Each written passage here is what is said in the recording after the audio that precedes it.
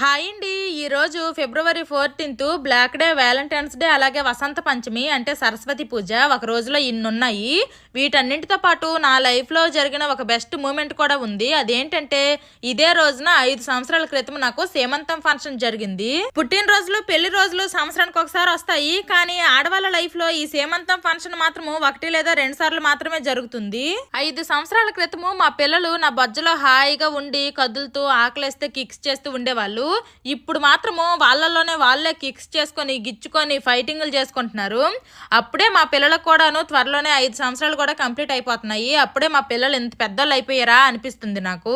నేను ప్రెగ్నెంట్ తో ఉన్నప్పుడు ట్విన్స్ కదా, ఎవరు పుడతారో ఎలా పుడతారో, వేగంగా నెలల నుండి డెలివరీ అయిపోతే బాగుండని ఫుల్ ఎక్సైట్మెంట్ తో ఉండేదాన్ని. పెయిన్స్ వచ్చి హాస్పిటల్ కి వెళ్ళి ఆపరేషన్ అయిపోయిన తర్వాత నాకు అనిపించింది ఇంకొద్ది రోజులైనా ప్రెగ్నెంట్ తో ఉంటే బాగుండని.